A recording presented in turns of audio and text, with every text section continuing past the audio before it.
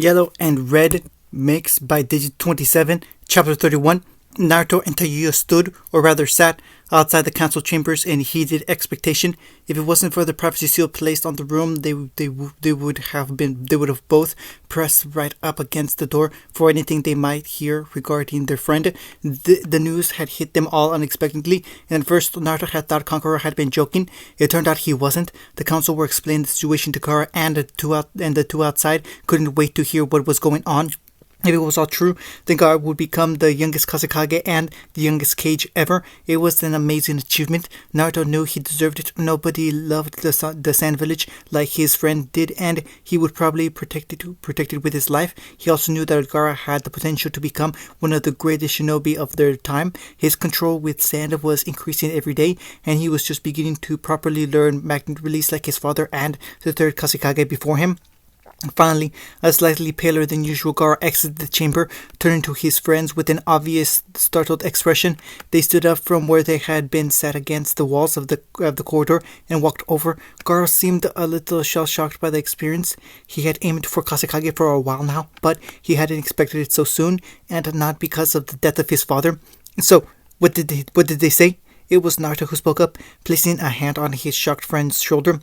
We should talk in my office. Even Gara sounded incredulous when he said it, not quite believing his own words were true and this wasn't all a dream. They walked through the halls of the Kazekage Tower and, out of respect for Gara, stayed quiet until they reached his new office. Gara walked in front and quickly moved across the room to sit at the large desk that took up most of that side of the room. He sat down, looking a little swamped in the large chair, like a child wearing their father's clothing, which, when he put on the Kazekage's robes, he would be. This is awesome, Gara. You're Kazekage now? His friend just nodded mutely, stared into the desk and the small pile of paperwork that sat to the side. So, what's your first decree going to be? Gara smirked a little at Tayuya's joke, but silence still hung heavy in the air. Come on, Gara, you have to talk eventually. Gara finally looked up, looking at his two closest and oldest friends, who were sitting in the chair across from him. I don't deserve this. Both his friends just looked at the redhead in shock, not quite believing what they were hearing. What do you mean, Gara? You have to be joking, right? Naruto stood up from his chair and slammed his hands down on the desk with quite a bit of force. Nobody but you deserves this. Gara looked at his friend with a bit of shock for the outburst, but still didn't look any more convinced. Gara, you would protect this village with your life, wouldn't you? He nodded slowly. Despite the fact that they made you suffer by placing a biju in you without your permission? Again, another nod came from the young Kage. Then you're fucking perfect for the job. Naruto seemed a little annoyed. Tayuya had cut in on his rant, but he nodded enthusiastically anyway, because it was essential the point he was trying to drive home. Come on, Gara, you're level-headed, you're strong, and you can control sand for Kami's sake, something you have no shortage of here. Who's better for becoming Kazekage of the village hidden in the sand? Naruto narrowed his eyes when it looked like Gara was about to try and reply. You'll have the council for support and advice, and we'll always be here to help you out. Naruto smiled a little at that. You'll do an amazing job, Gara. Trust us. Tayuya nodded along with the sentiment. Gara sat back in the chair, his hair falling away from his eyes to show him looking incredibly thoughtful. He looked nervous, but at least now he was thinking about this properly, without as many doubts. Thank you, Naruto. Tayuya. He leaned back forward on his chair, his hands forming a steeple on the desk in front of him as he stared at the wood. I need some time to think about this. Naruto and Tayuya both nodded curtly before standing up and walking towards the door. Before he left, though, Naruto had one last thing to say. Gara, if you do this, it wouldn't just be for Suna, it would be for every Jinchuriki out there. You could show them that there is hope, that they can be loved and respected as well. Gara seemed a little taken by the heartfelt statement before Naruto followed Tayuya out of the door, leaving the Kazekage to be alone to think. He sighed as he leaned back on the chair, turning as he did so to look out over the village through the window. All those lives going about their daily business, civilian, shinobi, and kunoichi alike, they would all be under his protection, his guidance. It was such an enormous burden to bear for one so young, and Garo would feel that pressing down on his shoulders, but then he wouldn't have to bear it alone. He would have his friends, he would have the council, and he would have Baki and his siblings. The knot in his chest seemed to loosen a bit as he stood up and looked out the window at the village. His village. Both Taguya and Naruto were worried for their friend, despite their encouraging words and help. They knew that accepting the job would be a burden. It was a burden they all were fully prepared to shoulder together. They would never abandon their friend like that. Even so, they couldn't help smile. Garo would become famous as the youngest Cage ever, the manipulator of deserts. They walked through the village just contemplating that, taking in the sights they had missed these last few months. Nothing had really changed in the Sand Village. People still went about their lives. Shinobi still trained, and shopkeepers still flogged their food and wares. It was also familiar to them now, and it was comforting at the same time. Toyo had never truly called any place her home, but the Sand Village certainly came close. It was filled with people she cared about, and, looking at Naruto, it was filled with people who cared about her. The redhead quickly grew a smirk as she looked at her boyfriend, too lost in his thoughts to notice. "Come on, let's hit the training grounds." Naruto looked around, snapping out of his thoughts quite suddenly. "What? Already? We only just got back." Tayuya's smirk grew, and she started to pull on Naruto's arm in the direction of their favorite training ground. "Huh, I don't think I've ever seen you refuse a chance to train, shithead." Naruto just smiled sheepishly. That was actually probably true, except after the third's death. "Anyway, so, you know I want to come up with a counter for your Horaishin." Naruto laughed at that. Ever since he had completed his technique, Tayuya had been laughed at. Ever since he had completed his technique, Tayuya had been working her brain, come up with an effective counter. He wasn't sure why she thought she could. If the entire nation of Iwagakure couldn't, then she had little chance. Even so, he had explained everything of how the technique worked and answered her every question. It was a win-win for Naruto either way. He either found there was no counter for his technique, which was good for him, or he learned what the counter was, and could prepare for it if it was ever used against him. So far, Tayuya hadn't found anything. There was, of course, the fact that it actually required the kunai and seals to be placed somewhere, but Naruto could travel to a moving kunai, and he always had spare in his seals. It always surprised his opponent when he did that, throwing a kunai behind them only to appear just as it was going past them. He had heard that the Fourth did something similar during the Third Shinobi War. As much as Naruto idolized and respected the man, he didn't want to merely copy the technique. He wanted some respect. He wanted some way of improving it. He needed something that made it unique, as opposed to just a copy of a legendary jutsu. "Hey, I never managed I never named that technique." Tayuya stopped pulling at his arm and looked at him strangely. "What are you talking about? It's called a Horaishin, right?" Naruto shook his head, his mouth shifting to one side as he gave it some thought. "Well, technically, it is the Horaishin. It might do the same thing, but it isn't the same technique." Tayuya's face smirked as she realized Naruto was right before her eyes lit up. "Are you kidding me? We get to name a brand new technique? That's fucking awesome!"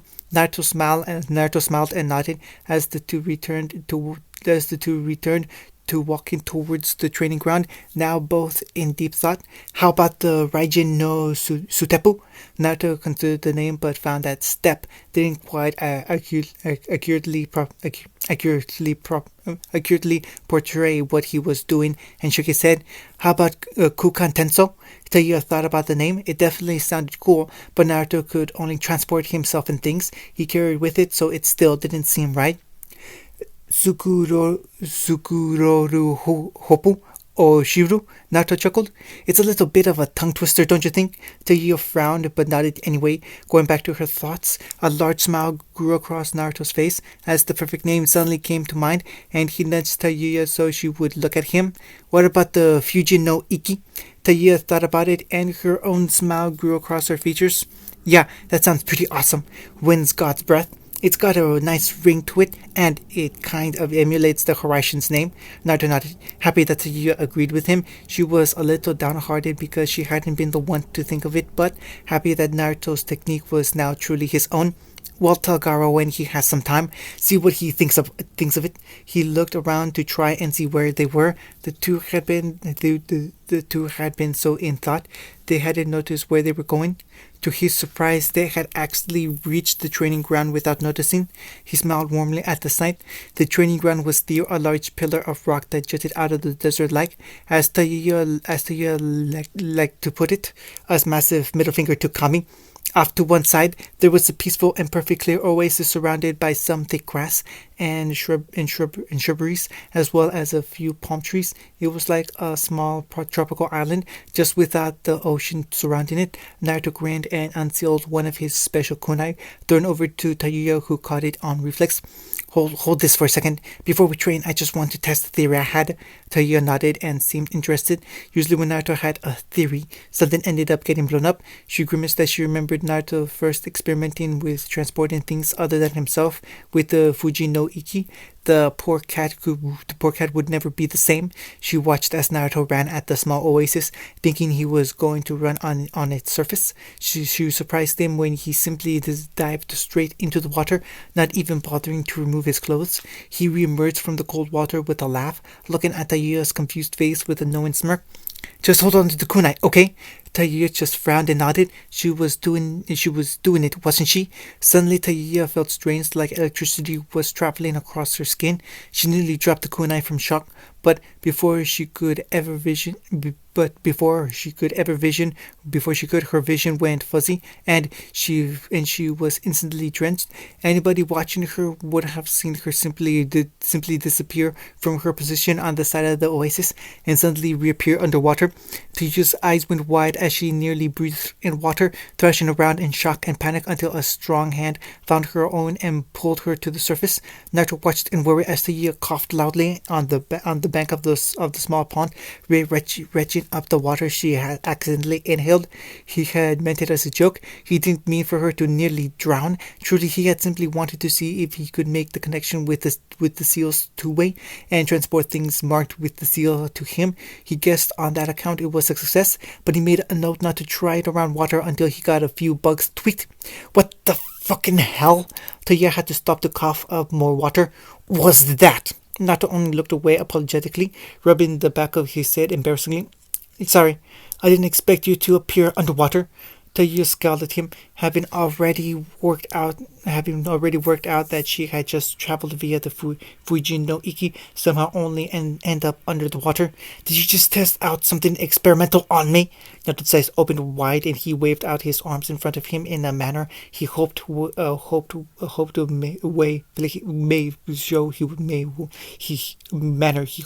way placating. What? No, I've done it before and it's perfectly safe, I promised. It was just supposed to be a joke. Tayuya would have hit him, but she was too busy coughing up her lungs on the bank. Naruto stood over her, slowly dripping onto the sand beneath him as he waited for her to finish. Finally, the worst seemed behind her, and she stood up a little shakily, looking down at herself in annoyance. Great, now my fucking clothes are soaked.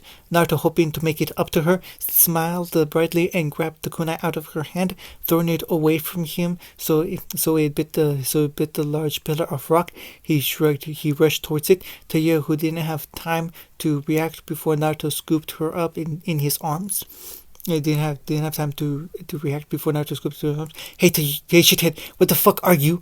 As she spoke, she felt that familiar prickling across her skin. Doing? Tayuya dropped her eyes after clamping them closed, not wanting another one of Naruto's pranks. He carefully set her down, and she realized that he had moved them to his kunai at the pillar. What the fuck was that for? What the fuck was that for, moron? Naruto just rubbed the back of his head and pointed at Tayuya's stomach. At least that was what she thought he was pointing at. She looked down, worried that he might have left a part of her behind or something like that, only to see everything was normal. She moved to punch him for being an idiot, but realized she moved her arm that her clothes were clinging to. She looked down again and realized her clothes were now perfectly dry. Her hair was still somewhat damp, but it was better than being drenched. She looked at Naruto, who had looked away, his eyes closed in expectation expectations of the punch that didn't come. How did you do that? He cracked his eyes open and smiled once he saw Taiyo wasn't beating the crap out of him. I have to focus on what I bring through the seal with me. I just left the water behind when we moved.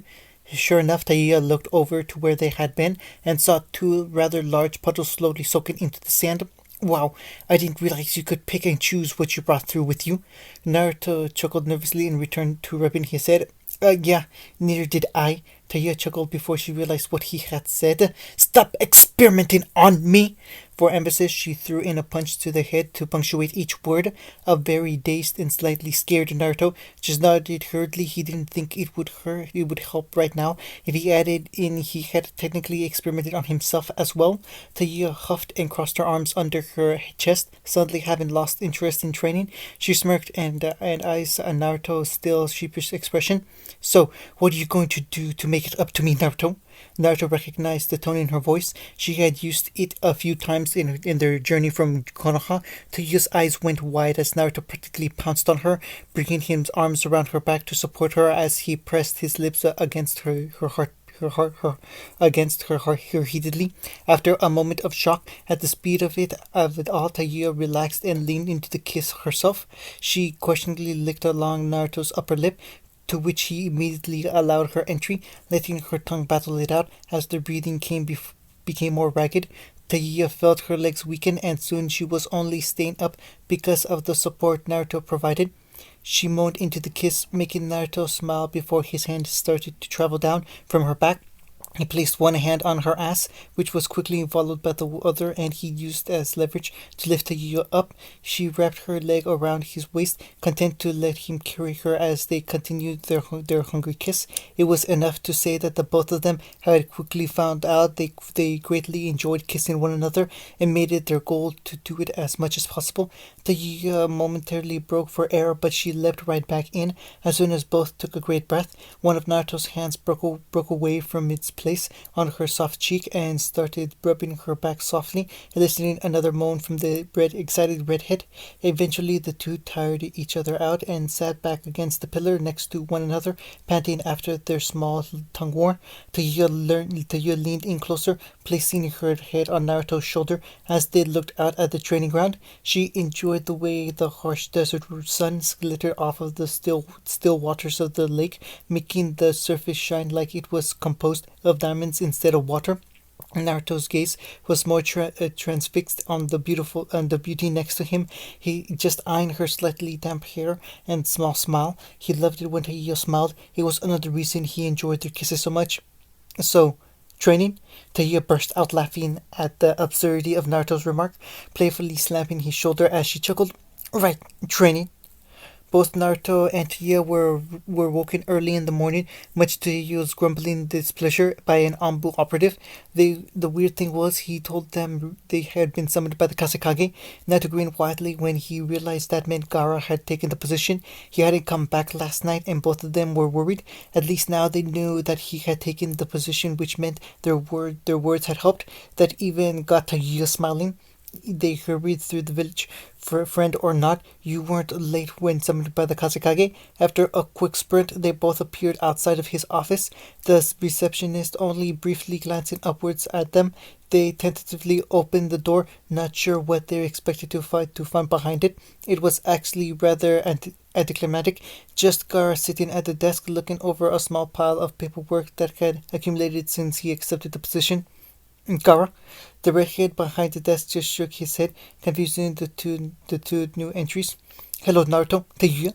They were slightly surprised when the voice came from their left and looked around to see another Gaara standing by a window, obviously having been looking out when they came in. The Sand Wielder just chuckled at their startled faces as they looked between him and the clone.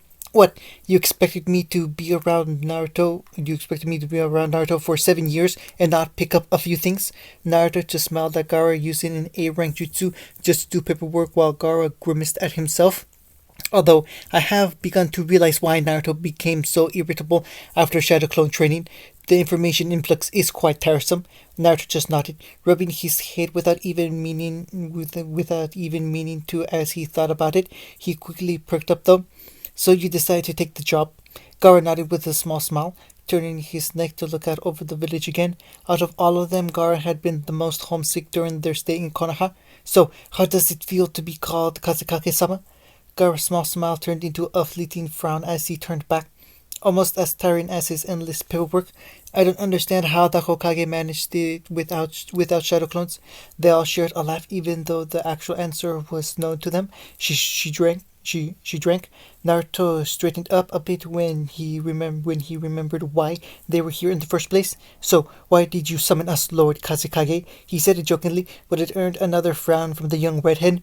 Please don't call me that. It just doesn't sound right coming from you. Naruto chuckled, but nodded anyway. So why did you call us here? Gaara smiled at Hyuga and walked over to the desk, letting the shadow clone disperse before he sat down on the chair. His eyes narrowed for a fleeting second before his body relaxed into the chair. The information he got in those sudden bursts was unpleasant, but endurable. Well, for one, I wanted to see my friends. That earned a small grin from them both. But more importantly, now that I'm Kazekage, I have certain privileges. The first thing I'm doing is putting you both on an A-rank mission. The two teenagers stared at their friend incredulously. Naruto actually put a finger in his ear and wiggled it to see if he was hearing right. An A-rank mission? We just got back to the village. Gaara leaned forward on the desk and stapled his fingers together. Let me finish. I was thinking about our encounters with Itachi, Kisame, and Orochimaru, and it comes to my attention that none of us are powerful enough to fight against them and even have a hope of winning. A little bit of Naruto's ego deflated, but he saw Gaara's point. As Kazekage, even more information about Akatsuki has come to my attention, and it has worried me. Every known member of the organization is a well-known S-class missing nin. Naruto narrowed his eyes. The information was shocking but expected based on what he had seen. That is why I am sending Naruto on a training trip to enhance his skills in preparation. He let the comment sink in for both of his friends before Naruto's brow furrowed. What do you mean sending? What? Where am I going? Taiga also seemed to have questions, but an impressive show of patience she allowed Gaara to answer Naruto. That would be up to you. You must find places and people that are willing to train you. I have a few suggestions, but that can wait for later. He could see Naruto was still questioning him, and he sighed. Naruto, it is best if you do not stay here in the village. There is no telling when Akatsuki will make their move, but our spy network places their best estimates at 2 or 3 years. You will have that time to travel the elemental nations and hone your skills. It is imperative that you improve so that Akatsuki can't use you for their goals. He leaned back in the chair, allowing Naruto to absorb the information as he turned to Tayuya. You said you were sending Naruto on a training trip. What about me? Gaara sighed and took a moment to think. This certainly wouldn't be easy. Tayuya, I'm not sending you with Naruto because I have a different mission for you. Naruto looked up at this, listening more closely. I want you to infiltrate Akatsuki. Silence reigned over the large office as both teenagers stared at their Kazekage in shock. What? Gaara flinched at their joint assault on his ears. Are you crazy, Gaara? Why would you ask Tayuya to do that? Tayuya had been about to angrily shout out essentially the same thing, but she turned to Naruto with a blank expression. What? You don't think I can do it? Naruto just stared at her in shock, wondering what the hell she meant by that. Of course not, Tayuya, but that would put you in danger. You would be close to people who are trying to kidnap me and Gaara. Tayuya stared at him angrily, and Naruto shrank in his chair slightly. So now I can't take care of myself, is that right?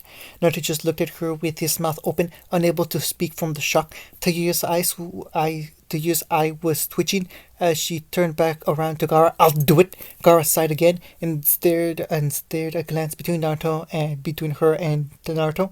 Tayuya, please don't be hasty about this. Naruto is right. You will be placing yourself in a great deal of danger. If you want to do this merely to prove Naruto wrong, then I will withdraw the assignment from you. Tayuya narrowed her eyes at him, but Gaara remained impassive, if slightly wary. I said I would take the mission. Gaara lowered his head a little, but nodded all the same. Very well. I will give you more details on the mission later. In short, we have found a way into one of the sorcery of the Red Sand Spy Network. He is a current member. From there, you can infiltrate the organization and find a way to actually breach Akatsuki itself. You two will have to train harder if you hope to actually become one. He leaned back and opened a drawer in his desk, withdrawing a folder with care and set it on the desk. You will approach them with this. It is the current defense strategy of the village, as well as a few A rank but not too dangerous jutsus from the Kazekage vault. Both teens stare at him a little strangely. It is an offering to gain their good graces. Don't worry about the defense plans. We will updating them shortly anyway. They both nodded at this. It sounded like a good idea. Like I said, we can go over the finer details later. Tahiya nodded and leaned back in her own chair, suddenly having a lot to think about. Nato, I mentioned earlier I had a suggestion for your training trip. Nato nodded back to his friend turned cage. The first place I would recommend you to go is Kumagakure. Why? Gara frowned at being interrupted but carried on anyway. Firstly, I have a letter I would like you to deliver to the Orakage that I would rather not send by messenger hawk. I will be asking for an alliance between our nations. Both Taiya and Naruto raised their eyebrows at what would have seemed top secret information. I'm also asking him for advice on a few matters. As a new and new cage, it would benefit me to hear the wisdom of others. Tsunade is a new cage herself, and the Mizukage is currently in the midst of a civil war. As for the Tsuchikage, well, I don't believe he and Suna will have an alliance as soon as we are allies of Konoha. Tagiya frowned from her seat. Kumo don't exactly like Konoha either. Gar nodded from with another sigh. I know, but to a lesser degree. Now that both Suna and Konoha have new leaders, I hope the right Kage can see past his prejudice regarding Konoha. Anyway, back to the point. The second reason I would send you to Kumo, and perhaps most importantly, is the fact they currently have two Jinchuriki. I want you to warn them of the threat, along with any other of our kind you come across. Naruto nodded. He saw the importance of this as well. Perhaps more interestingly, the two are reported to have somehow gained full control of their Biju. If you can, learn how and possibly better use the knowledge for yourself. Again, Naruto nodded, but this time with a smile. Getting control of Kyuubi chakra faster would be a great help against Akatsuki and Orochimaru. Lastly, Kumo is well known for their lightning users. You can finally train your other affinity properly. Naruto's smile grew into a grin. He had wanted to learn lightning jutsu for a long time, but they were more than scarce in Wind Country. Is there anything else? Gar nodded, while Naruto struggled to keep up with all of this information. Other things have come to my attention as Kazekage, and I have a list of the general locations of all the Jinchuriki of the elemental nations. That stopped Naruto dead cold. Two currently reside in Earth Country, two more in Lightning, two other in Water, and lastly there is one Jinchuriki reportedly living in Takagakure, in the land of valleys. Naruto nodded along, not quite sure where Gaara was going with this.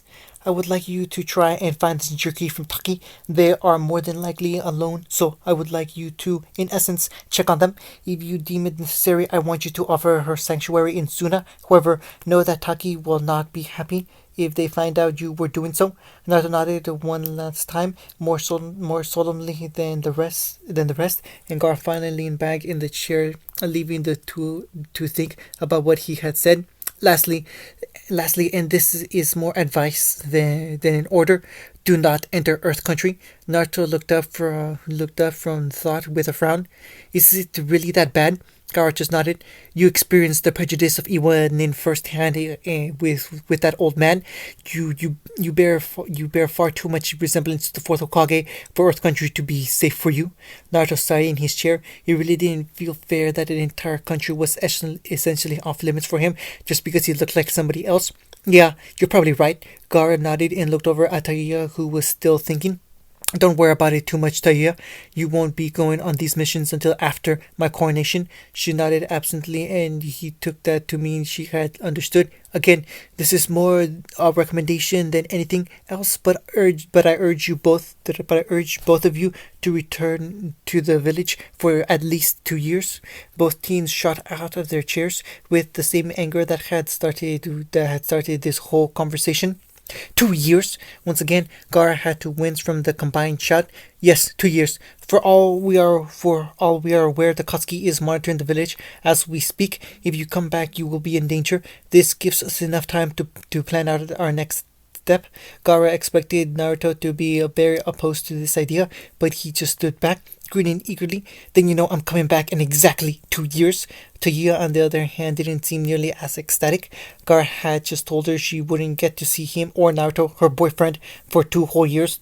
So we need to find a way to stay in touch. Gar nodded again as the two settled back into their chairs. Yes, we are currently working on that and have a few ideas for Tagiya. She looked up from thought, intrigued by Gara, but Gara didn't continue. Like I said, we won't be doing this for a few days, so you have time to pack, prepare, and say your goodbyes before you leave. Naruto looked like he wanted to say something more, but at that point the secretary popped her head around the door. Kazekage-sama, the council wishes to speak to you urgently. Your proposed change to the Shinobi Academy. Gara nodded to her with a small smile before standing up from the desk, while Taguya and Naruto following suit. Thank you, Naruto. Taguya will speak more about this back at the mansion. Until then, I suggest you start preparing to leave. Both nodded with small frowns, both deep in thought about the next few years to come in slightly different ways. I'm going to become as strong as I can to protect Taguya and Gara. Just you wait. I won't get to see Naruto for 2 years. Well, at least I'm going to be training as well. I'm not letting him overtake me. End of chapter 31.